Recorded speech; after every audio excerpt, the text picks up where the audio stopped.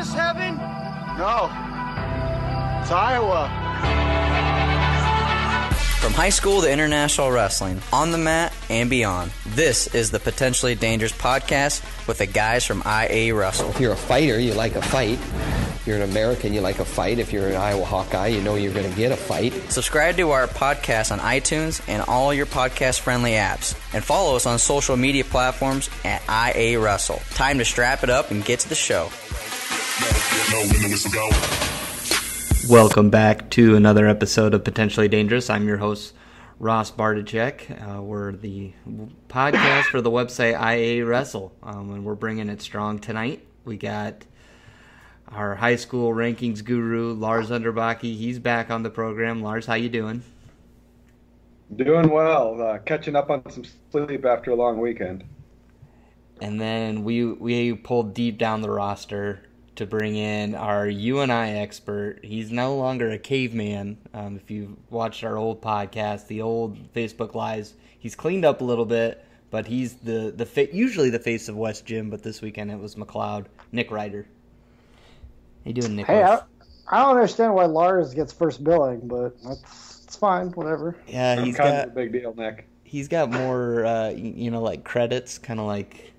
Oh, all right. He's got to be top billed because he's got the most episode appearances. All right. Longevity. I'm just glad to be here, Ross. Just glad to be here. Just glad to be here. We're all going to get really McLeod for you, Nick. So many puns.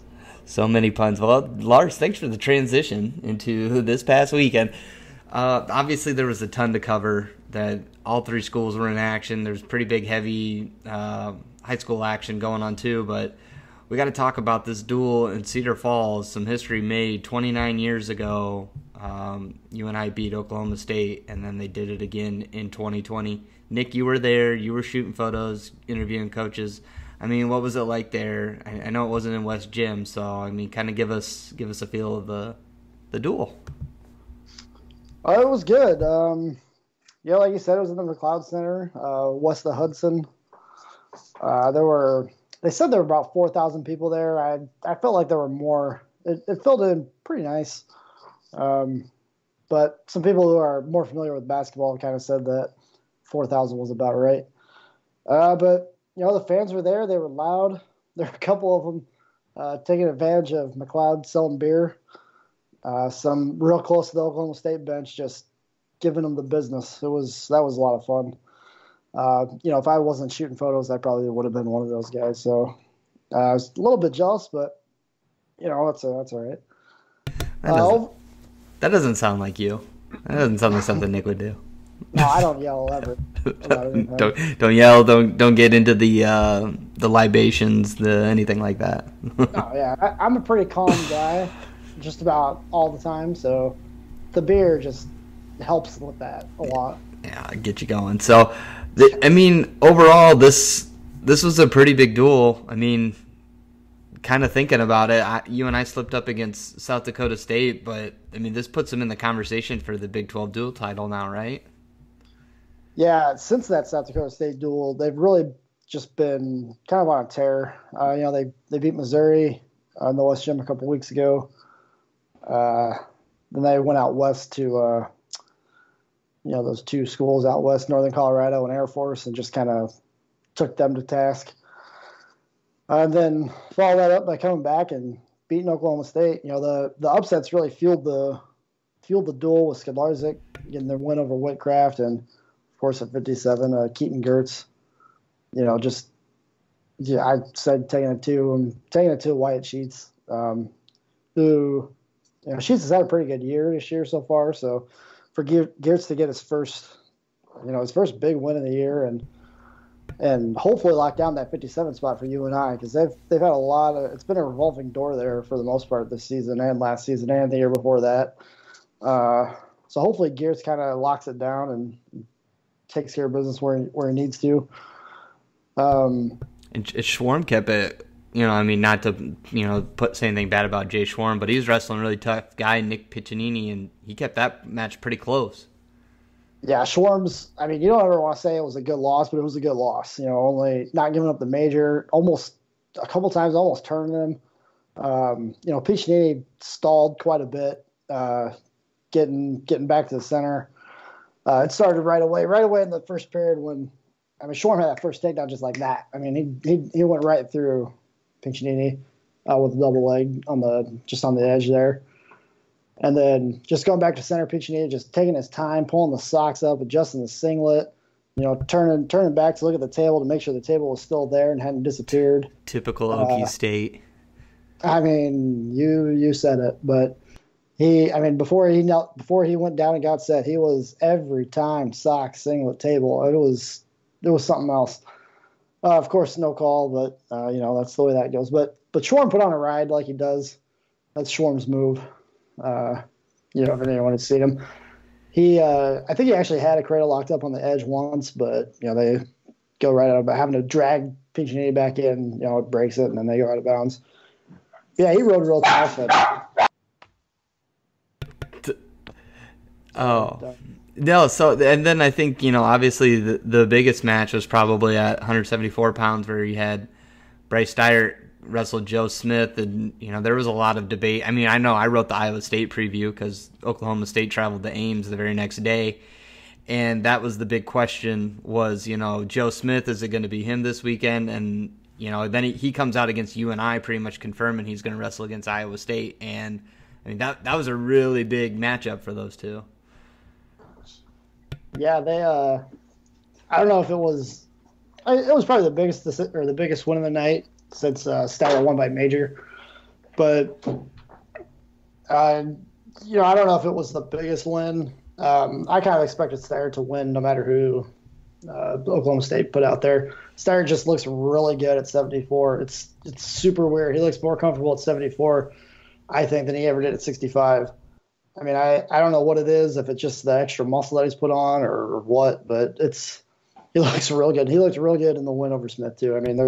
There's no doubt about it. Well, I was trying to think back to, it would have been Steyer's true freshman year when he was wrestling at 57. Yep. I'm pretty sure they wrestled in the blood round at Nationals, right? Steyer obviously lost because he just made the podium last year for the first time. So it's kind of crazy to see how that series has gone.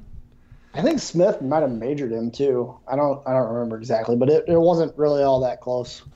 So that's pretty big. That's a pretty big script to flip there. How the turntables have turned. That's right. Thanks, Michael. No, but I think one of the bigger ones too. I'm sure people are talking about it or whatever, but I think Blockhouse's win over Dusty Hone was just big.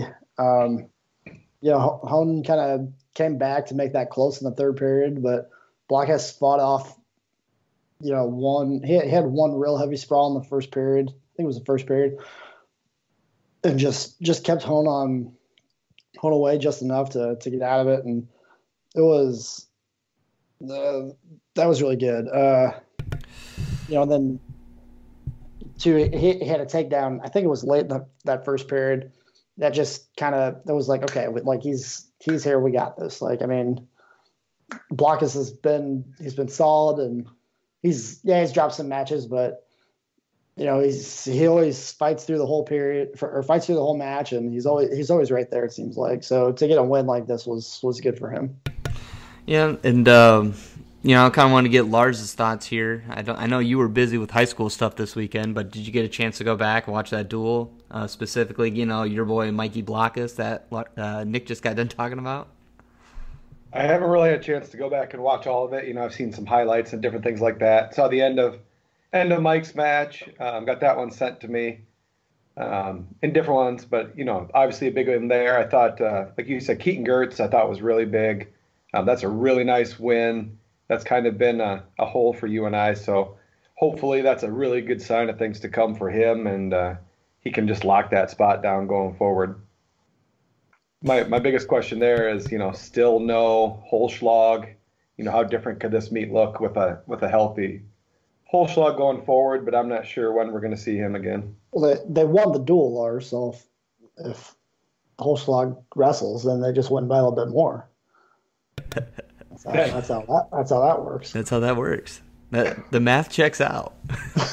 But Holschlag, just I don't know if I don't think we know an exact date when he'll come back. He wrestled against Northern Colorado, his normal 184 pounder. He bumped up to take on Hug, and then he lost 4-0. He's got two of those gigantic knee braces on, like Spencer Lee has, except they're for regular sized people rather than short people. So the knee braces are a little bit bigger, a little bit bulkier, and I don't think Holschlag's used to wrestling in them yet. Was not able to quite get out of things that he normally would be able to get out of. And then the other thing too that worries me about Holschlag, and I don't know if I know the coaching staff up at UNI will brush it off a little bit, is whether or not he's got a gas tank anymore. There was a scramble in that first period in Hogg's match that really took the life out of him. And I don't know that he ever really got his breath back from it. I mean, he didn't score any points, so he got ridden out of the third. He just did not look like himself. So, I mean, we'll see him back in the lineup, it probably would have been nice to see him on Saturday, but I think that's probably a match that Gear takes at this point. Yeah, I think that obviously that's a pretty landmark win to get your first. I mean, I think it checks out that's like you and I's second win in my lifetime. So I mean, I'm not old, but I'm not young. So I mean, that's pretty impressive. It's a pretty big deal. They're making their presence felt in this Big 12 conference. They got a pretty big duel coming up. I mean, Oklahoma's still no joke to sleep on. There's a lot of those good individual matchups throughout this duel that makes it a really good and entertaining. I know you haven't previewed it for the site, but do you have any thoughts on the Oklahoma duel? Yeah, I mean the biggest match is, like we touched on, is Blockus versus Dom Demas, probably if that actually happens. Demas is really pretty good, and we'll see if Blockus has kind of learned from some of those matches that he's dropped earlier in the year to see if he can get that turned around against Demas. And really, the duel kind of is, I don't want to say it's not exciting, but Schwarm's beating Moody. Skidlarczyk certainly can beat Anthony Madrigal at 33. Thompson's going up against Jacob Butler. That's an unranked match. That's a match that Thompson should win. Steyert's got top 20 guy. Lujan's got an unranked guy too. So it's really a duel that you and I should win. It'll be interesting to see if it's kind of a different spot on their schedule. They only have one duel this weekend, one away duel. And so we'll see. Hopefully they can make sure that they're up for it and ready to go. Because like you said before, they're right in the thick of pretty much every school in the Big 12 is still in the Big 12 dual title race. And I know that's just kind of a made-up thing. And with the Big 12, it's especially goofy because not everybody wrestles each other. The schedules are all kind of messed up. But actually, Fresno State's 2-0 in the conference so far. They don't wrestle UNI. They get Iowa State, I think, next weekend. Yep, this weekend. Coming up this weekend. Yep. Yeah. But then I don't know that Fresno sees Oklahoma State, so I can't remember their schedule exactly, which is just kind of like a quirk in the thing. So they're sitting in the driver's seat right now. And as far as teams with one loss, that's right now that's UNI. So they're right in the thick of it, and they got to make sure that they keep this thing rolling a little bit. Right, and I just kind of like you talked about Scud wrestling Madrigal. That's kind of he's coming off a big win. Maybe he keeps it going. And we talked about Gertz. He's going up against Justin Thomas, I believe was the Big 12 runner-up to Chase Straw last year. So that's a pretty big match. I kind of got circled. I kind of want to see how Gertz is growing there. So really interesting stuff from you and I, some historic stuff. So that can help us transition into some other historic news happening in the state of Iowa. There was a lot of storylines to watch in Waverly, and that's where our guy Lars was, along with Tony. Jake Torque. Was Torque out there? Torque was there Saturday. Cam Kramer shooting photos. Saturday. Alex was selling merch. So I mean, we had a full crew rolling in Waverly, but of course it was the second girls' state tournament, and Lars is the I don't even know. Gurus might not even be a high enough title for you for all that. I mean, you just sifted through all those girls' rankings. You ranked 9 girls at each weight, which I think was pretty telling on how deep you went. So, Lars, what can you tell us from takeaways from that state tournament? I wanted to rank 10, but there was only 9 girls who attempted to wrestle at heavyweight this year. So we ranked 9. 8 of them made the bracket. No, it was just an amazing weekend. Going from, I think it was 86 girls last year in 2019 to, I think, like 354 or something ended up actually wrestling this year is just wild. I mean, that's almost 4 times as many girls. The fans were, all there representing. It was loud. It was hot. It kind of almost was the throwback to the old barn. You had that feel where people were just crowding the mat. Teammates were all over. Fans were down there. It was just loud and crazy and crowded and just chaos. And it's the best kind of tournament in my mind is when you get just that pure chaos. Just a great weekend. There was just so many great performances to get into. We saw our reigning Miss Dan Gable Wrestler of the Year, all-time girls wins leader in Iowa, everything. Allie Gerbrocht gets defeated in the finals. Rematch last year. Ella Schmidt, the sophomore, Gerbrocht beat her 4-1 last year. Schmidt's ready. She was ready for this one. I mean, she's been training for this for a year. This is the one she wanted, and she was able to really just ride Allie like crazy. She had a takedown in the first, reversal in the second, reversal in the third, and Allie was just never able to get anything going off the bottom. Just a really great performance by Ella Schmidt. She really, really wrestled the way she wanted to wrestle in that match. That was a really deep bracket as well. Maddie Black, Elena Sumlin. There was just a lot of really good girls there, and just an unbelievable performance out of Ella Schmidt. She's been around a long time, but she really elevated her game this year. And then there was the other big news. Historically significant to have a brother-sister combo win a state title. Saw that happen. Yeah, absolutely. Janelle Avila, the freshman. So she got her state titles, only freshman to win a state title this year with all the extra girls. So at 138 pounds. She beat Olivia Diggins, who's a defending state runner-up as well, against some other good girls in that bracket. But, more calculated in the finals, a 2-1 win for Avila, but a great tournament out of her. I know Robert's hoping to follow that up with another state title this year. And then their little brother, Justin, who's in middle school, goes and wins a Iowa USA state title on Sunday as well. So what a weekend for the Avila family. Yeah, they like to wrestle and they like to win when they wrestle. They're pretty good at it. Speaking of great wrestling families, the Parks. Park girls go back to back again. Tatum Park, the senior, and then Sydney Park. That's a big story to me. So Sydney Park was in a loaded bracket again. She had Reagan Griffith from Waukon in the semis, Emma Grimm from Osage in the finals. Emma Grimm's a finalist for the Dan Gable Wrestler of the Year.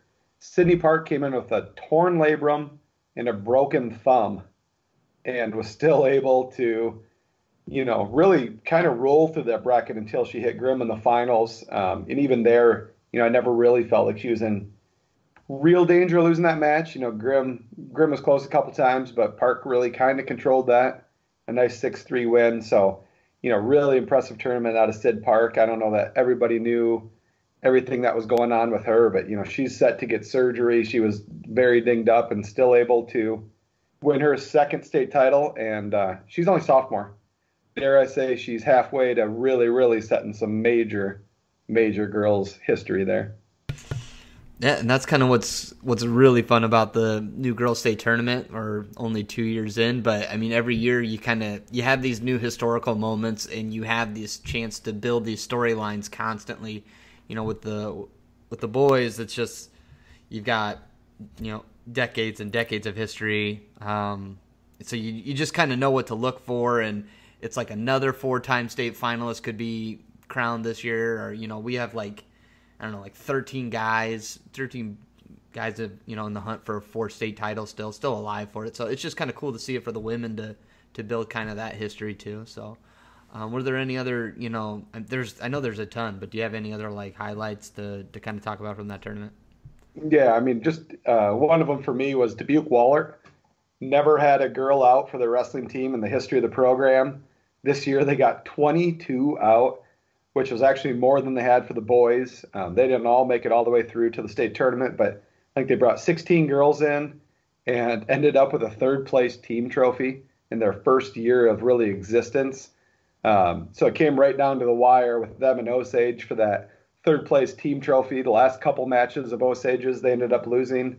Wallert's able to win it. And along the way at 152 pounds, Elena Schmidt from Dubuque Wahlert, one of 3 first-year wrestlers to win a state title, which is really wild to say. That's not something you see on the boys' side. But there's 3 girls, one of them at heavyweight from Iowa City West, Salima Omari, hadn't even wrestled a match.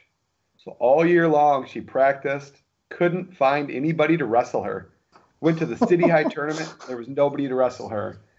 Almost quit, and when I was doing rankings, you talk to the coaches and they're all like, I think she's good. Like, we really think she's good, but we can't find her a match. So what do you do with her? How do you rank it? I think I ended up sliding her in at 6th. She goes in, gets 3 falls on her way to a state title. So in her lifetime, she's 3-0 with a state title, which is just crazy to see. But unreal. A very impressive tournament out of her. But again, it's just that history of it's unprecedented. You don't see stuff like that.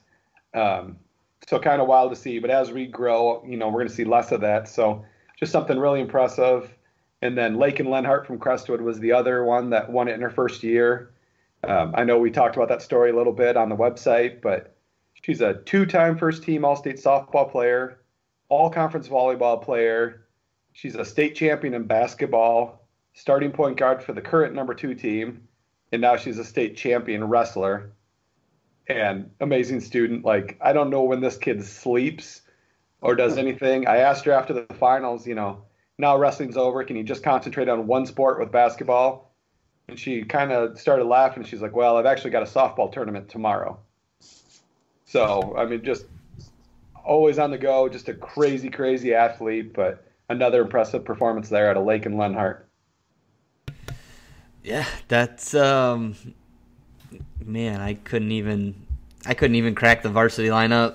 Yeah, I was just gonna say, to try and be a varsity starter in 4 sports at a small school, I definitely struggled with that. So, more power to her. So that was a pretty big tournament, and the growth is obviously, the proof's in the pudding there. You can see the growth from year 1 to year 2. So hopefully we continue to see year 3 grow even bigger, and coming into the state tournament, Lars will be able to rank 10 girls, and he'll be leaving girls out of the rankings that, really, you did it this year. There were some probably deserve to be in that last spot, but you get to the point where it's like the boys, where there's a lot of names that are, we'll have people sending us dirty emails and direct messages saying, hey, why isn't this person in there? So that's what I'm kind of thinking, if this growth keeps up, that's what we're going to be in next year. Yeah, now the questions aren't, can we get enough girls? Now the questions are, 1, do we need a bigger venue? 2, do we need regionals? Is there going to be a qualifier going forward? Can we really have 350 girls plus every year, or is it a matter of creating some sort of regional in a 32-person bracket instead of getting into some of these 64s? I don't know. I don't know what that answer is. Obviously, with sanctioning or possible sanctioning looming, there's just a ton of questions to be answered there. But no matter what, it's just an exciting time for all these girls and all the opportunities that are out there. Absolutely. So that was another historic moment in the state of Iowa this past weekend. And there was this is a fringe historic moment, but we're going to tie it in so we can transition out of that. And that is the University of Iowa they hosted Ohio State. They beat them, 24-10, and the historic tie-in is that I believe it was the 13th highest attendance for a Carver duel. So that's where I'm going to put that in. Nick, I know you were at the duel. Lars, you obviously weren't since you were busy with the tournament. But did you watch the duel at all? Again, I saw some highlights and some random things, but really haven't had a chance yet to go back and really watch it. Gotcha. So Nick, you attended this one. You were not media member, Nick. You were fan, Nick. So I want to get the fan perspective of what you saw in this duel. All right, so the most important thing here is that the lines for Carver cones were way too long. Like, they need 8 or 10 more Carver cone stands. I literally, so I was at a family event this weekend. Somebody was like, yeah, I mean, the wife isn't a wrestling fan, and she was like, yeah, I'm going for the Carver cone. So yeah. I made my wife went, and that's a big highlight. It's people like those. But I mean, when you got a historic amount of people in there, it's going to be hard to get a cone. Everybody knows about them. They're no secret. I guess, but they maybe just plan ahead a little bit. Maybe use some of that planning that they use for the CAN bus that Tom Brand's talking about this week. To get an additional Carver cone line thing. Anyway, it's whatever. It's all right. No, but Carver was great. Their atmosphere is great. The fire and the lights and that little light up stick things going for all the fans. Try to make it something special. I didn't actually see it, but I did hear before the duel they were playing the 2017 the Iowa-Ohio State football game over at Kennick. They had it up on the scoreboard going before the duel for people to see, like, as they walked in. So that was kind of cool. Well done. For sure. They'll take any advantage they can get. But the duel was great. If you're an Iowa fan. It started out, just at 65, so that's just a little weird. But that first match, Marinelli came right out of the gate, ready to go, for the most part. Does it say kinda? Yeah. I mean, Smith was a little gamey, but the ball gets it done, so you can't really complain too much about it. Yeah, I wasn't sure with that match if it was like, obviously, like you said, it started at 65. So was it like he's going right after the 1 hour weigh-in, and did that throw him off? But in the post-match interview with Brands, he kind of seemed to indicate that Marinelli felt that maybe he got a little game plan for it. He got a little too sloppy with his, falling into too many of a routine that a guy can scout, and that's kind of how he got caught twice. But I wasn't sure how I felt. I haven't gone back to rewatch to see if he looked sluggish or if he was well-executed game plan. Yeah, I didn't really look. I'm not even sure I will go back and rewatch it. I think Smith just hit, a couple solid takedowns, and that's, Marinelli's not, Gable. Like, I mean, he can be taken down, so it's, that's just kind of that. Marinelli's match on Friday, which I'm sure we'll talk about later, is a little bit, horse of a different color there, but I'm sure we'll get into that. I don't know if you want to go right down the line with Kimmer and. I mean, I'm trying to remember back to that one. So that one was, I mean, I know if anybody listened to the 2-hour potentially dangerous special we had, that was the one that Ohio State fan Brandon Ollinger was the most excited to see, and I totally felt him on that. But I felt like in the end it was close, but is it close but comfortable, Kemmer? It was close, but I still felt okay. Is that an okay assessment? Yeah, that seems all right. I think from what I remember. I think it was. I remember it being kind of boring, but yeah. Other than that, it was a lot. And quite a few of these were kind of boring too. I thought, or just not boring. I shouldn't say that. Except for Lugo and Sasso. Yeah, right. Little excitement. Yeah, right. We'll get to that. Yeah. Shit. We'll talk about it now. I mean, I don't know what. I mean, Ross, I know kind of your feeling on the official Angel Rivera. Hey. He's one of my favorite officials. I think he does a really good job, especially at Carver, especially with Tom and Terry, especially with that the Iowa bench and the Iowa fans getting on him, as they do every official. I think every once in a while, though, you kind of lean too far the other direction. You lean too far into the crowd. You lean too far into commentary. So you might see a call, maybe you don't. You think, are they just yelling that just to yell it? Which they do a lot. They know what they're doing. They're not dumb. They're helping their guy. But there's a couple times when that call should be made. But at the same time, Lugo just needs to get a freaking takedown and win the match. Finish, right. I mean, he's in on how many shots? 4 or 5 shots in that match, and he never finished one of them. So Exactly. I just felt like overall, if we're going to talk about the officiating, unlike Tom Brands, we can't talk about it. I just felt like the takedown calls were a little bit later than they needed to be. I mean, they looked like, okay, come on, that's 2. And for the most part, it really didn't affect anything like riding time or anything like that. But I felt, overall that, and I just know when Rivera's the official, I am going to see the most amount of cautions I will in a given duel that season. I mean, he does not like guys timing him. I think that's probably his biggest pet peeve, is the guy that tries to time him, because nobody else blows more cautions than him. I'm going to start having to document it. I don't even remember that many from last week. Were there a lot? There wasn't overly a lot, but I'm trying to think if it was like Northwestern 2 years ago or 3 years ago maybe. It was a duel, and it was like, felt like it added an hour onto the duel just because every time, each guy would hit like 2 cautions. It would happen. So, I don't know. I don't know if he had that little bit of a delayed whistle that for a guy trying to time it, that it just, I don't know. For me, it's just something I guess I probably just noticed from that one duel where it was probably really bad, so it stands out to me. But I'll have to start paying more attention. Yeah, that's kind of one of the things that first started irking me. But the takedown things. I guess I don't know about that cradle takedown. Was that not a takedown? I don't know. I mean, to me, it was. Tom seemed to think it was. I mean, if that's the rule, then it definitely was a takedown. And if it's not the rule, then I don't know. But if it is the rule and Rivera didn't call that way, and his assistant ref didn't call it or didn't know, that's not good. I mean, well, yeah. I mean, that could completely destroy Lugo's seeding down the rest of the stretch, right?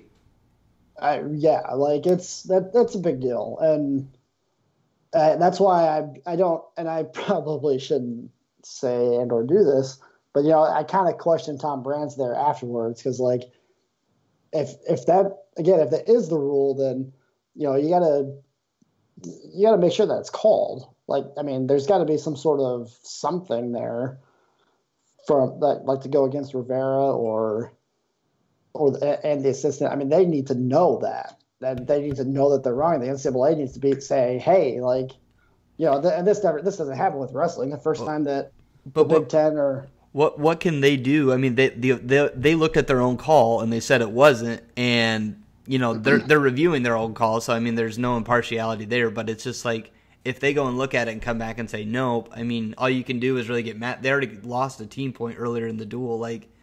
Are they gonna? No, I don't mean in the match. I mean now. Oh, now, okay. So like football and basketball, they have, in football you can send in calls to the Big Ten or the NCAA and say, hey, look at this is wrong. What are these guys doing? And I know that the first time that this happens in wrestling, or the next time that Tom Brands and Iowa does this in wrestling, will be the first time it happens, because it never happens in wrestling. The NCAA just doesn't care. And I don't know if the conference cares or not, but these things there should be some sort of process for this stuff, but there's not. But anyway, if that's the rule, then it was 2 and Lugo got screwed. But right, I don't know. So at the time of the call, I have enough confidence in the officials to know the rules that they would get the call correct.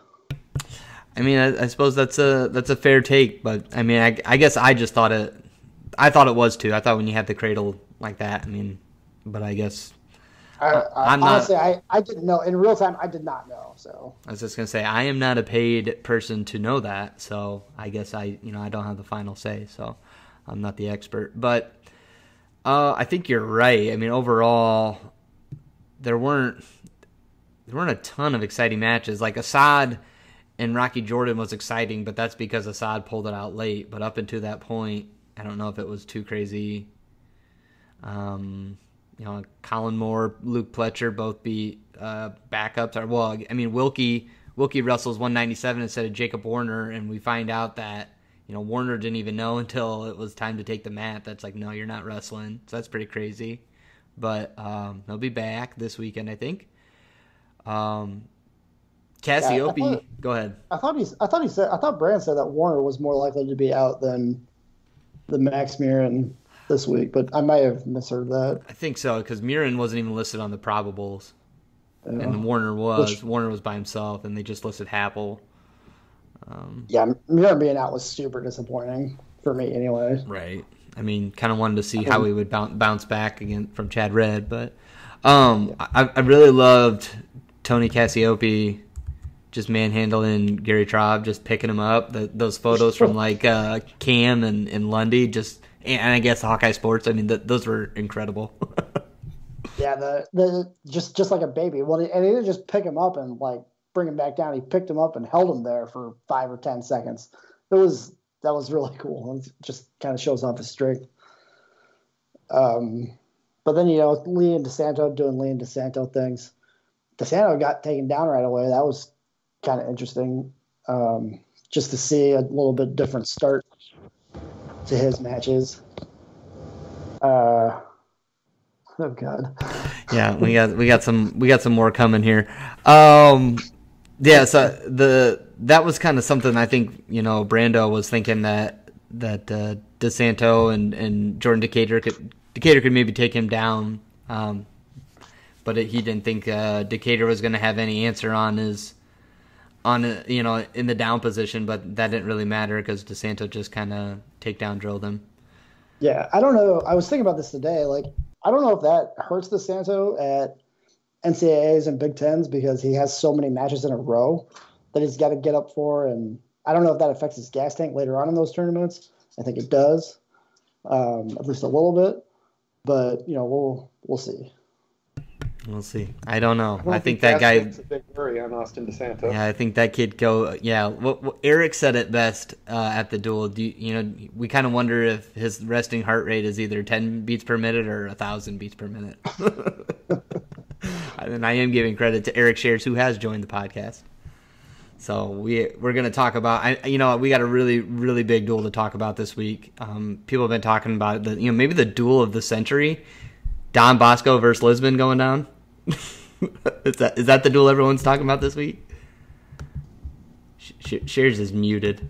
Shares, you're muted. Come on, man. Oh, I think I accidentally just booted him. Just disconnect him. Yep. Oh my goodness. All right, I'll get him back. But make sure you leave all this in. Right, I will for 100%. Everybody has to see how professional this podcast is. So, I think that's the Iowa duel for Ohio State. We can wait to get into the Penn, or do you guys want to just jump right into that Penn State duel? We could. We're on it. Yeah, I'm smart. Let's go. No, you're not. All right. There he is. Well, I was just gonna say, now you're finally hearing the voice of the one and only Eric Schares. If Lars is the ranking guru, Eric is the ranking 1A guru. He's just not quite the all around, but he knows 1A. So we'll get into that Bosco Lisbon duel where he for sure will pick Bosco to win 14 out of the 14 weights.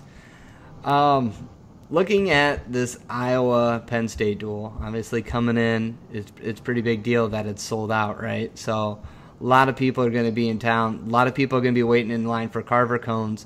So this is your warning to the fans. If you're sitting, in the stands with your Carver cone before the duel, Nick will take your photo without you knowing. Probably. So let's get into the duel. There's a lot. There's two matchups where we got 1 versus 2. There's a couple more top 10 matchups. Do we want to go through like 125 on down, or what do you guys think? I'll kick it round table. Let's just do that, and I'll give everybody a weight. So, Lars, you get the. No, I'll give Nick Spencer Lee versus Brandon Meredith. What do you think about this match? I mean, there's no Brody Teskey. I know you're heartbroken, but Teskey's now headed to your neck of the woods in Cedar Falls. So, yeah, no, Lee's gonna crush him. It's not gonna be close. Tech fall probably first period, just because we're at 5 in a row. Last 5 is 84-1 is the spread. Yeah, right. So Lee's got it. I'm pretty confident. That's probably pretty. That's safe. why Nick gets paid the big bucks for his expert breakdown. Jesus. Yeah, well, I didn't want to give him DeSanto because he was going to talk about him gassing. So, and Lars said it wasn't. Go ahead, Nick. Anything it's going to see. I'm excited to see if Bravo Young wrestles with one arm this year or not. If he's figured out that how to defend the fireman's carry. Yeah, just don't give him the arm. Right. That'll work, right? It seemed like a good idea. Can't beat me if he doesn't have my arm, or he can. So let's ask Lars, who doesn't think DeSanto's got a gas tank issue. He says, "What about this? I mean, this is number 2 versus number 3. Hold on. To be clear, I did not say that DeSanto had a gas tank issue. I said I wonder about it at these tournaments later in the year. Yeah, we wonder about it. So I mean, it's an issue. God. It's an issue to be worried about. Issue for some people to worry about. Some people. So, Lars, what do you think about this number 2 versus number 3 matchup? Give me your thoughts. I think it could be close early, but I think DeSanto's gas tank wins it in the end. How's that? That's why I would pay you for your expert opinion. You know, we kind of saw it at Big Tens last year when Bravo Young really tried to hold that arm back. You could tell he was super worried about that carry coming, but you know, we've seen, I think, Austin DeSanto really develop a lot more shots this year, you know, and just that pace. You know, I don't think Bravo Young can keep the pace. He's really going to have to, I think, slick something out early and try to hold on to a lead. But, man, in Carver with a sold-out crowd, DeSanto gets going. I don't know. I'd be pretty shocked. I know it's 2 versus 3, but I think I'd be pretty darn surprised to see DeSanto lose this one. And Iowa does have a pretty good tradition, 33-pounders winning big matches in Carver, I feel like, going back to Tony Ramos. So, yeah, that's probably a pretty good analysis. So we're going to give Eric the breakdown of the Lisbon wrestler, Carter Happel. Brands kind of talked about it a couple seconds ago, but Brands did say Murin was going to be questionable, and then Iowa put out their probable starters for this week, and Happel was the only one listed. They didn't do an or, so probably going to see Happel versus number 2 Nick Lee. Eric, do you have any thoughts on how that match at 141 is going to go? Oh, I'd say you're going to want to try to get out of there without giving up bonus points. I mean, Lee's obviously the heavy favorite. I don't know if Happel's going to be able to keep it to a decision. I mean, you know, you said Murin's out. I haven't heard any talk of Ironman this week at all, so I would assume if you're not seeing him here, it ain't happening, right? Like, this would be, why wouldn't you do it here if you're going to do it? Yeah, you would think. I mean, you're not going to break him out on the road against Michigan State, are you? So is he even in school? Do we know for sure? So we looked last week and he wasn't registered, but I don't know if that means anything. I guess I don't know how up to date when we looked. I hadn't heard anyone say anything about him this week, so I guess I just kind of assumed it was a done deal. It wasn't happening. I still don't think it's going to happen, so I'm still maintaining my stance on that it's probably a no-go. Nick's probably going to be checking the U of I registry right now. Yes, he is. I am. So, and the other big thing with Nick Lee, obviously, the Nebraska duel was going on right before this, and he went out, and I think he beat Chad Red by tech fall. Is that right? Am I imagining that? Didn't he smash Chad Red? Who just beat Murin? So, Nick Lee's coming off a really huge win. Obviously, Happel, gave up a pretty lopsided loss to Pletcher. So, yeah, I think you're right. Trending not in the great direction for a good match. Maybe Happel can keep it close, but I think you can slow Nic down. That's probably going to be his best shot. Ironman is not in the student directory. Yeah, so there you go. Confirmation. That is hard-hitting journalism. Hashtag. Double J journalism, I think, is how they prefer it now. Hashtag Big J. We'll flip it back to Nic. Nic, do you want to break down Pat Lugo and Jared Verclaren, the guy that looks like he's been 40 for the last 10 years, and he's only he's a sophomore? Is that right? So. No, I mean it'll be a big bounce back for Lugo. Hopefully he'll want to show off his offense a little bit. Whether or not Verclaren wants to is, to me, irrelevant. Lugo needs to go out there and put on a show for the sold-out crowd and get him going a little bit, especially since, Happ will probably be coming off a loss there. Just get that crowd right back into it and just go get one. I mean, do it. Yeah, it's kind of crazy to see, after years and years of Penn State owning, one of the toughest 49-pounders in the country. And then they go out and they get a cadet world champ to be the replacement, and then he's not even ranked still. So it's kind of bananas to see Penn State without a ranked wrestler at this weight. Lars, do you have any opinion on 49, or do you want to give your takes on 57? Do you think it's going to be Bo Pfeiffer? Or? Yeah, I mean, I think at this point I kind of expect him, but you never know. We could see a little difference there. I think they listed an Orr there, didn't they? Did they list Berge?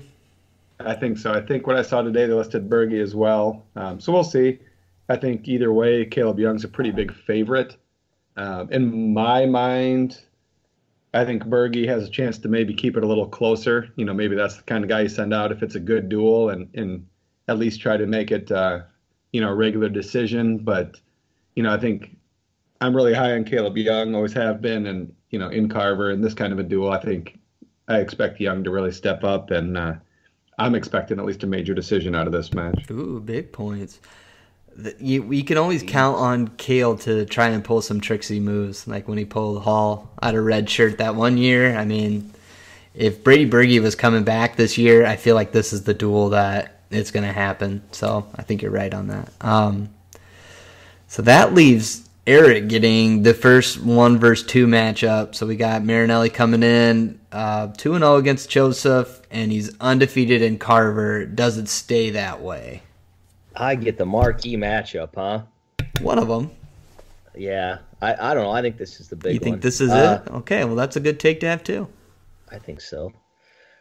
I don't know. I mean, Marinelli actually kind of separated himself a little bit last time at Big Tens, didn't he? He kind of controlled that match a little bit more than the first one. Right, that first one, it was like wasn't the throw late in the very first matchup? I think so. Well, I don't know. I guess I was kind of thinking about this today. I think you're going to see Chenzo maybe wrestle a different match than we've seen the previous 2 times. The first time he hadn't felt it before. Second time, he's still kind of thinking he can do his stuff, get that inside trip. I think he's probably going to change up the game plan a little bit this time. So I don't know. I really don't know. I mean, I think if anyone feels strongly one way or the other, you're kidding yourself. I'm taking Marinelli until I've seen otherwise against Chenzo anyways. And, this isn't the NCAA tournament either, so I'm taking Marinelli. Does Joseph try a trick similar to Bravo Young and just not give Marinelli one of his arms? He didn't do that against Isaiah White. He gave his legs up, I don't know, I'd almost say pretty easily, but then he totally fought it off, and White couldn't get the takedown at all. I don't know if you saw that. I saw that he had to come back late, right? Well, no. White had him buried. Chenzo, used those hips and didn't even get the takedown on him. So, no. Chenzo pretty much controlled the entire match. He's controlling center. Isaiah White wrestled the whole match on the outside circle. Gotcha. Well, I think you're probably right. I mean, the more I look at it, the more I think about it and marinate on it, it probably is the marquee matchup. And I think it's kind of one of those things where, fool me once, shame on you.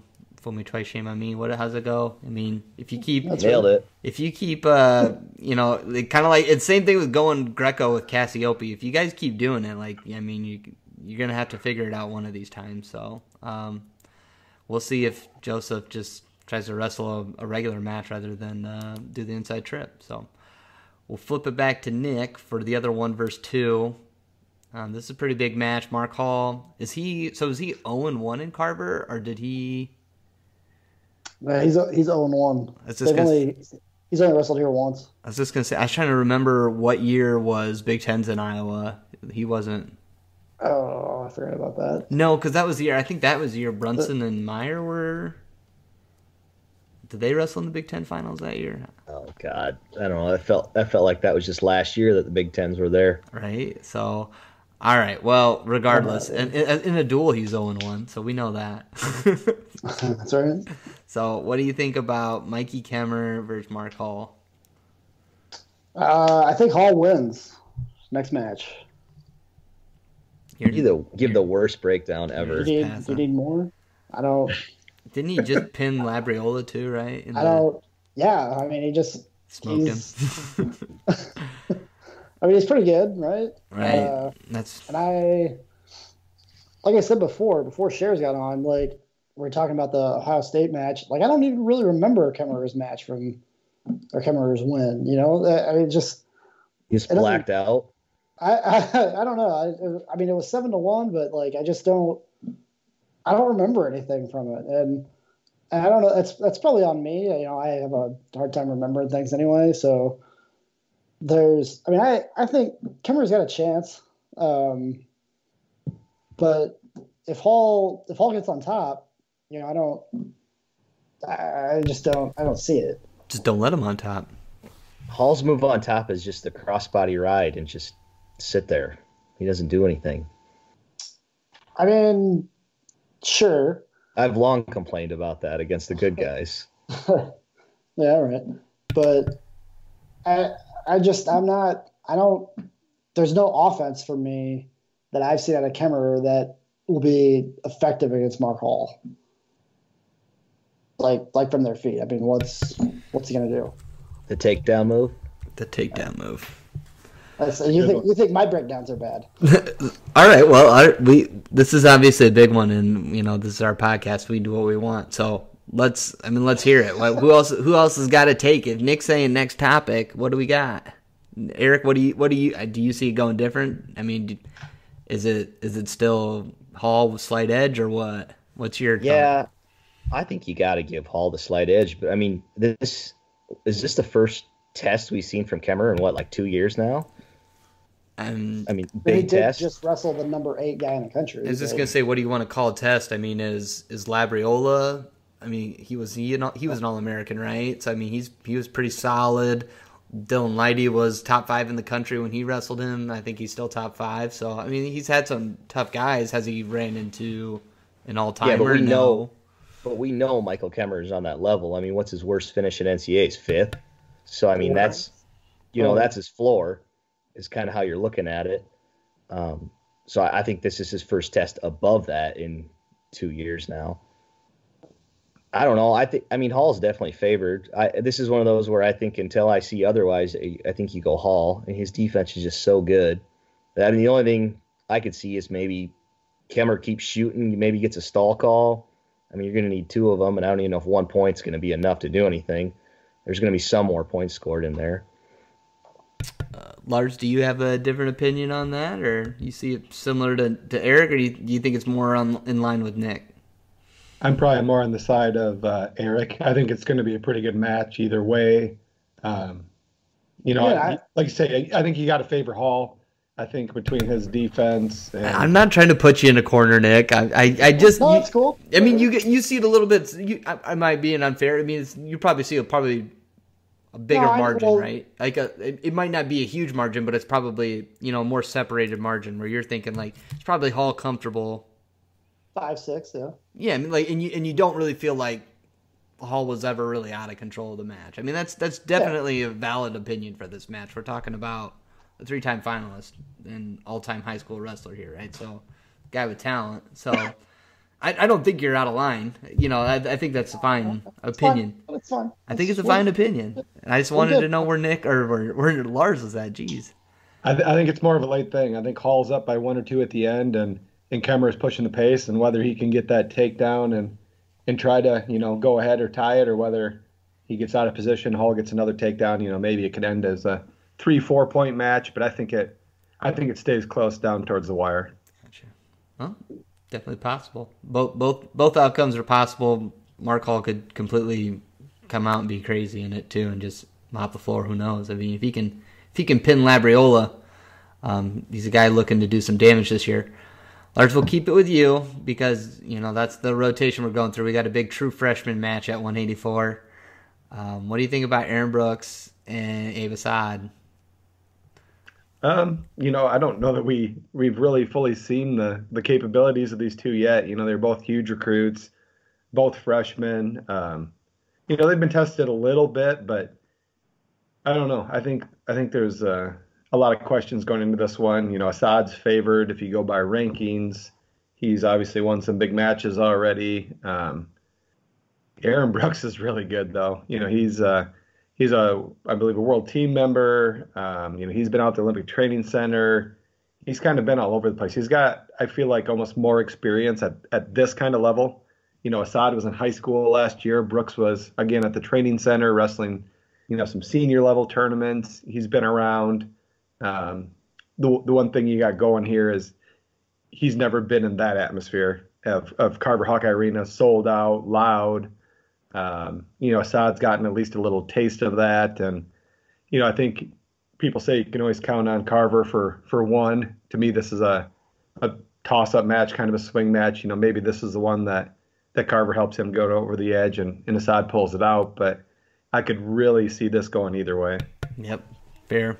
So I kind of wanted, this has worked out perfect with the rotation, to get Jacob Warner versus Shakur Rashid, and we hear it from Eric, what he thinks, because I know you were talking about Shakur's potential when they announced his move to 97. I think the theme with my prediction so far has been, until I see it, I'm not going to believe it. And I think that's kind of what you can do with Shakir this year, is he's pretty banged up, we think, or maybe not 100%. I know Warner doesn't exactly light up the scoreboard, but I think you got to favor Warner here in a tight one. I don't think we've seen that. I don't think we've seen Shakur reach his potential on top this year like he has the last couple of years. So, I don't think there's going to be a turn involved or anything, but, you got a full 197 against Shakur, who was weighing in at 84 this year early on. So I think you got to favor Warner in a tight one. Yep, I think that's spot on. Does anybody have a Go ahead. Well, I think we favor Warner, but I think Rashid's always got that potential to come out with a cradle or some big move, and I think if it's just a scoring match, I think Warner's favored. But could you see Rashid catch him somewhere? And he's always dangerous. Come up with a pin or some kind of a big swing here. Yeah, so I was gonna. That's a good point, because what I was gonna say is I don't think any one of us is gonna have a different opinion on Tony Cassiope. Probably should be viewed as a comfortable favorite against Seth Neville's. Don't feel like that match has really got any juice to it. So my question then is, out of these Hawkeye favorites, there's a couple you can circle. Probably Austin DeSanto, Abe Assad, and Jacob Warner, the three matches you kind of say, all right, if there was an upset against Iowa, which one do you guys think is probably the most likely? I don't know who wants to go first, if anyone's got an opinion. I mean, probably just Assad. Right. If you want most likely, just because, one, they haven't seen each other, and like Lars was saying, Brooks is a little bit more experienced maybe than Assad. But, I don't see Roman Bravo Young getting through DeSanto, one arm or not.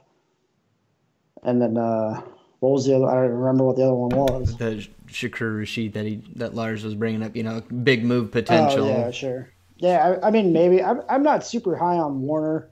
I didn't think he looked that good against Nebraska a couple weeks ago. So maybe that one, but Was that because he lost or what? Is that why he didn't look very good? Yeah, he gave up a takedown late. It just didn't look good. All right. No, I mean, you know what I mean. Just get out of my face with that, Schares. Yeah, but one thing I do want to say about Cassiope is that, and I don't know if it's just kind of a coincidence that I saw it, and it was against the UNI guy when he wrestled Carter Isley at the Midlands.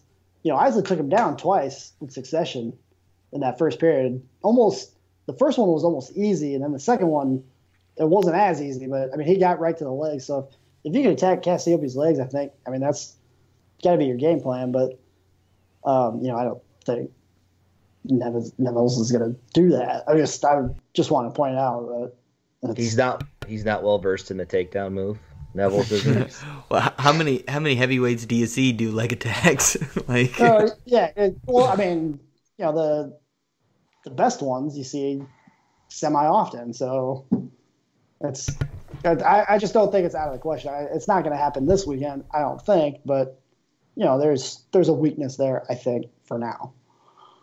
Anyway, get back to your upsets. That was very, very well opinionated. Opined. So, Lars, are you thinking the same thing? The 84 match, probably the biggest upset potential for Penn State? Yeah, I think 84 is definitely the one I would pick. You know, maybe 97 has some potential. Like I said earlier, I think I'd be pretty surprised if DeSanto lost that match. And then Eric, are you online at that? Because I'm kind of really surprised nobody's even like a little bit worried about DeSanto. That's what I'm a little bit surprised about. Well, to me, the thing with DeSanto is last time RBY's wrestled him, it's been more RBY's tried to stop what DeSanto's doing than doing anything of his own. So to me, in a 7-minute match, you're just trying to stop and counter Austin DeSanto. I mean, that's going to be tough to outscore him with that strategy, I think. So I just can't see it going any other way. And then to me, I'm actually going to go 97 out of those three options because 84, I think you give Assad the big bump just because it's at home, freshman versus freshman. So, yeah, I mean, I'd go Warner against the guy who's placed at the NCAA tournament. So we all kind of got a little bit different. I don't know. Maybe I'm putting too much respect on Roman Bravo Young, but I don't know if that's my biggest one, but I kind of figured somebody else might have that one, you know, number 2 maybe, but on their list. So interesting stuff. So we all. What do you guys think? Iowa wins this one. I mean, is it going to be? How close is it going to be? I haven't even done the breakdown on Hawks by a million. Hawks by a million. Okay. Lars doesn't know how to do math. Crap. There's going to be some point about midway through this duel where you look at whoever you're with and you're like, are we going to lose this thing? Yeah. I think that's what, I don't know. I don't really have a final result, but no, me neither. There's going to be that feeling somewhere in the middle of it. Well done. Yeah, well said. Yeah. Oh, go ahead. Nope. No, I was just going to say, like, I mean, you can't, all year I was kind of thinking, I was going to kick the crap out of these guys. It's going to be awesome. Because who's not tired of Penn State? But, you know, going through it, breaking it down, it's like, oh, God. I mean, an upset, 1 or 2 upsets, and it's, you know, it swings the other way awful fast. I think Iowa wins 7 matches. That's my prediction. I'd have to figure out the actual score, but I think they win 7 matches and probably get the only bonus in the duel. You don't think Nick Lee gets bonus points over Carter Happel?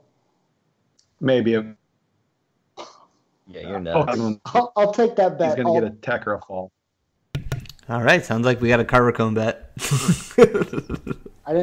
You cut out there. I didn't actually hear it. What did you say? Sorry, I said I think we got a Carver Cone bet or something like that. I mean. No, what did Lars say? I mean. Oh. I said Lee by a major. I'll give him the major. Okay, so we'll be bonus. But Lee's going to get, you know, tech or a pin, so he'll cancel that out in a hurry. All right. Well, that's our Penn State thoughts. It's a pretty big duel. Not as big as Lisbon versus Bosco, but it's a big one. BTN's putting it on live. They got a live show going on beforehand. Yeah. it's just in their studio, but then they're going to go live, I think, with Tim Johnson and the commentator guys, Johnson and the other guy, Brett Gibbons, Musburger. Yeah. Musburger and Herbstreit. Musburger's got Iowa minus the 115. Did they make a pre-show because people are getting so pissed off about missing the first match of every duel on BTN? No, it's a full half-hour deal. It starts at 8:30 Eastern. It's a big deal for BTN, big deal for the country, big deal for Iowa. I know. I would hope so. I don't know how many people there were so many people that were like texting me while I was at the duel, like, oh my god, like, is Spencer Lee was 125 first tonight, and like they were all worried that they were going to miss Lee again, and luckily it was the Marinelli match, but everybody was worried like they'd be coming in, then DeSanto would almost be done, so it's kind of funny. No, it should be good, and if you haven't gotten your tickets, good luck. Because they're very expensive on the secondary market. Lars is going to sell his. If I get enough money, otherwise I'm going. If somebody wants to pay for my season tickets and Flow yearly pass, they can have my tickets. You might be able to get that. That's not that much, yeah. That's like kind of what they're going for. So okay. Yeah. Do we? That's the Penn State duel, so do we even talk about what happened in Ames last weekend? Oh, you mean how Oklahoma State rebounded pretty hard. More so, what about Dresser's press conference? I was just going to say, I don't even know if it's what was worse. Like, obviously it wasn't the performance you want, but then afterwards you just Dresser kind of went line by line, weight by weight with his guys. Lars, what was the most surprising thing for you probably out of that press conference? I just think calling out pretty much everybody. He kind of said Ian Parker does things right, but after that, he pretty much threw the whole team under the bus of we missed doing things right, nobody's cutting weight right. We missed Dagan. That was kind of like a half compliment, right? Yeah, I missed Dagan, but he even kind of with David Carr, he goes, I keep telling him one more minute worth of training and he's got a chance to do something, but kind of saying where he's at right now, he's not going to compete for a national title, that, he's not doing things right, which is kind of a surprise to me. I don't know. It was just one of those things. I didn't expect it from him. Maybe we should. Maybe that's what the team needs. He needs to push those buttons somehow. I think he's trying to rattle that cage a little bit, but it definitely caught me off guard. But was anything surprising other than Reese Whitcraft beat Todd Small? Was any other result like, wow, that happened? I don't think so. Was there? Smith over Colbert, kind of, just Yeah. because Steyer beat the hell out of Smith the previous day, but. But did anybody really feel like Smith couldn't win that match? No. And I think we've talked about it a little bit before, but, I was kind of high on Marcus Coleman coming out of high school. Kind of keep waiting for him to do more. He's one that just really hasn't shown it. He hasn't shown he can consistently compete. I thought this was a really good chance for him to be able to beat Montalvo. It really wouldn't have mattered in this duel, but those are the kind of matches he just needs to start winning at some point. I guess I didn't really get the criticism of Coleman when you started him this year at 74, and now you're asking him to go up against 84-pounders. Like, just because he took end of December and beginning of January off to quote-unquote grow into 84, I don't think that really counts. So, I don't know. It just kind of seems he does have a lot of talent, but let him have a chance, right? Let him be an 84. I don't know. Found it kind of odd, but that's my opinion on it. I don't know if anybody else had any other takes, any other thoughts from that press conference. He kind of rebounded with his media availability this week, I thought. Yeah, he kind of walked it back a little bit. A little bit. I don't know. Dresser has them right where he wants them. Tear them down one more time right before the final push. It's all calculated. I was just going to say, this is kind of Dresser's move a little bit. Like, he always seems to do one crazy thing with the media or whoever, once a year, it seems like. Like, whether it's calling out Iowa at VTech or I feel like he did something last year with his own guys again, but I might be misremembering. Is this a ploy to get him ready for you and I? Well, that's a month away still, almost. I mean, I don't. That will be a big. I mean, that's 2 weeks away. Cool for Iowa State. It's only 2 weeks away. Oh God. I think so. The mid February. We're basically a month away from conference tournaments.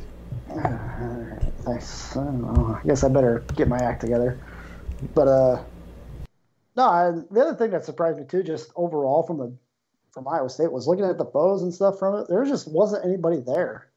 Like, that shocked me a little too.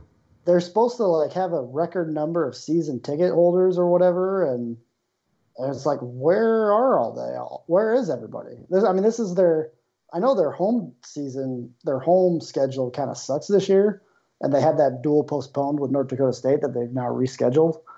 But it's just like looking at the picture, it was empty. Like they closed the upper deck, and it was bad. Well, I mean, granted, Iowa's always going to be the draw, but I mean, how is Oklahoma State not number 2, right? How's that not the one that you're lining up for? Yeah, right. I mean, Oklahoma State, it was a Sunday. There wasn't any other wrestling on. There wasn't anything going on Sunday. The Pro Bowl, big deal. I mean, Puppy Bowl, wasn't that on? USA Kids. Oh no, that's on Super Bowl weekend. Yeah, right. But no, I don't know. They can't be excited for it. I mean, they just have to be disappointed in everything. And they were breaking in a new mat, too, I guess. Oh, yeah, that's right. I did remember seeing that. Saw a picture, yeah. Oh. Wow. Well, they've obviously got a shot to bounce back out west against Fresno State. I guess we'll see how they respond. We'll see if Jarrett Dagan's back. Kind of sounds like it's his call if he wants to be back. I don't know if something with his shoulder that they can't see anything in the MRI or X-ray. So that's kind of concerning to know that he just doesn't feel right. It's kind of like one of your linchpins, but the way they'll all be good to go when they need to. I think they got the talent there. They'll be fine. This was just their one clunker for the year. I think they'll be good.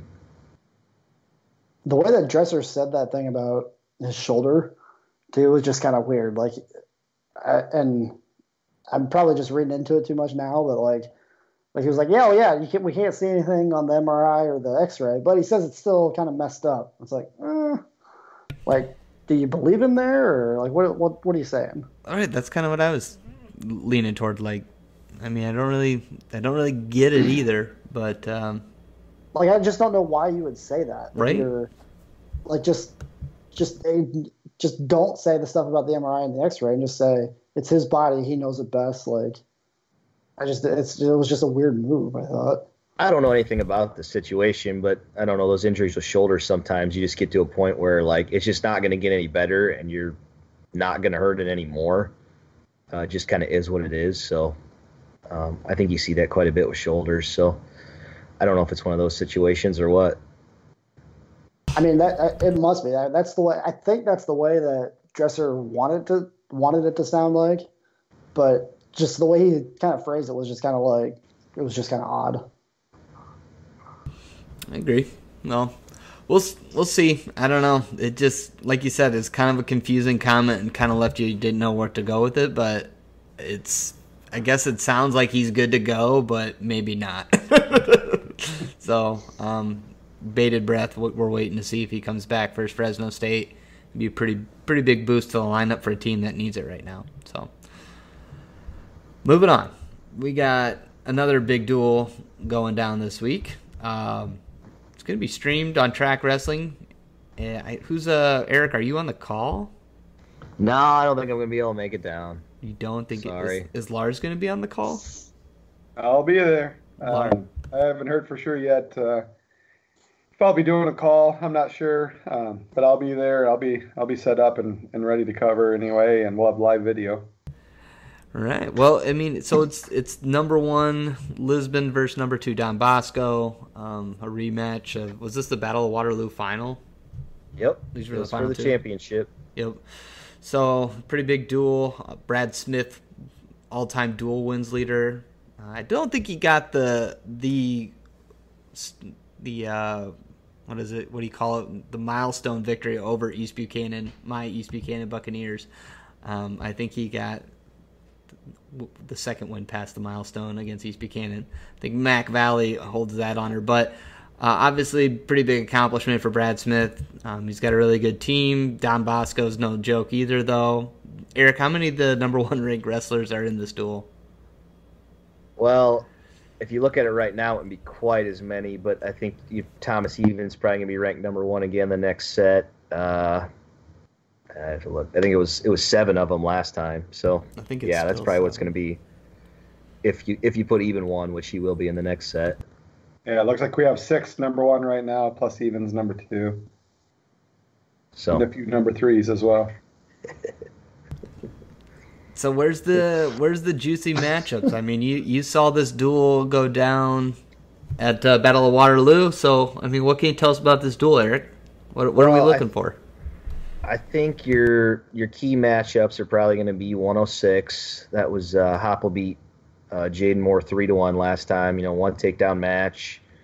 Those are 2 top 5, top 6 guys. Funk kind of handled Paez.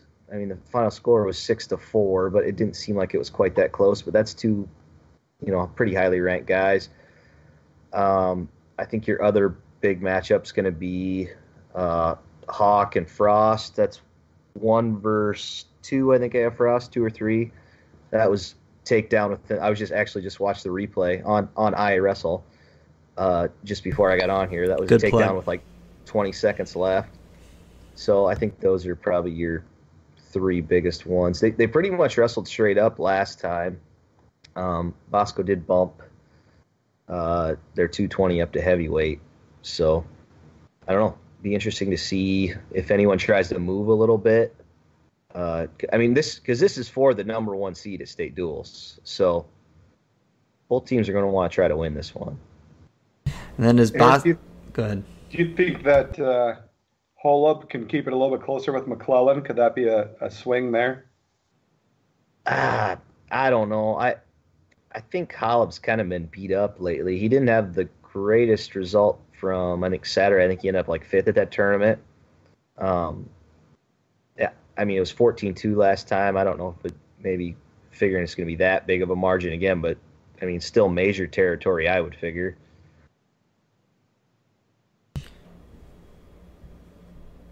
Trying to look through the duel. I mean, most of them seem pretty straightforward. Obviously, 106 I think is one you talked about a little bit. I think that's a huge swing match that Don Bosco might need to win to get this duel.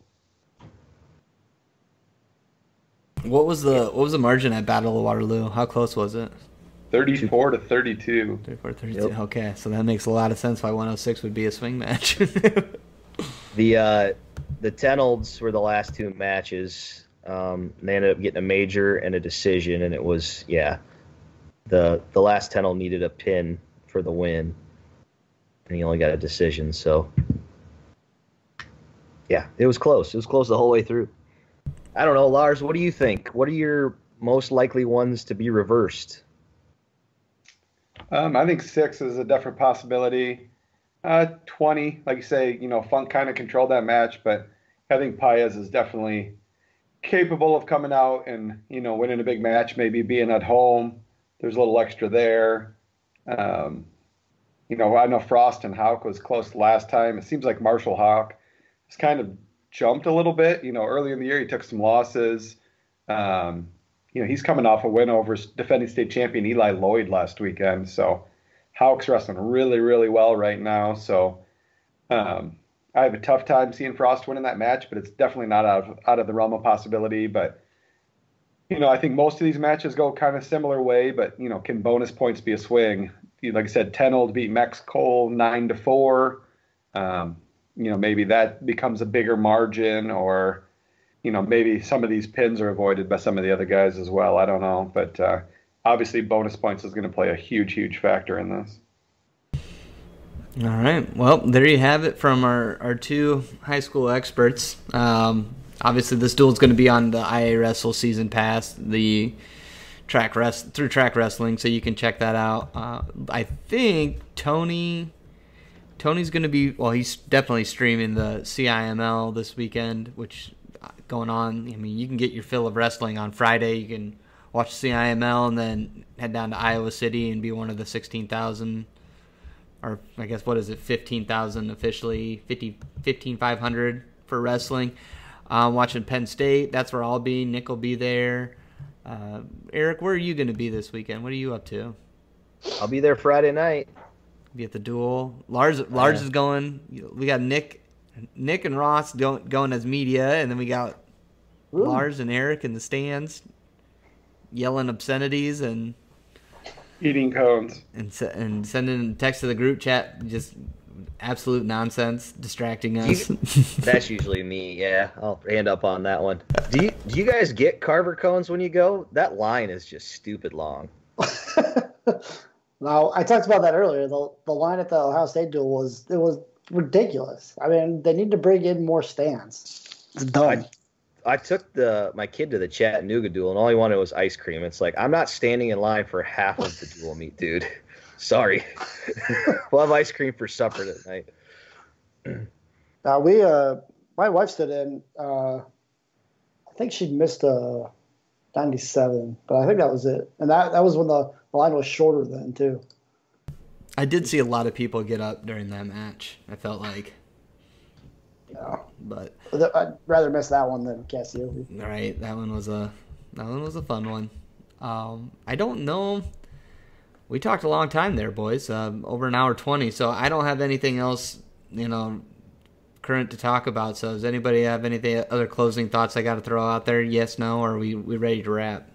Nobody's going to be listening this long. There's no one still listening. Nobody's still listening. Well, I mean, if it was the Alex and Nick podcast, they would have tuned out after minute 2, I think. Well, it's not. So I know, and I think that was Alex. Around. I think it was Alex. No, it's fine. I'll take. I'm not saying it was you. I'm saying that I think Alex kind of. That's why we haven't brought her back. We just let her sell merch. No, she does a tremendous job. She's a great team player. So, all right, let's go ahead and wrap that up. This was the Potentially Dangerous podcast. Thanks everybody for joining to be on the show. Thanks everybody for downloading. See you guys next week.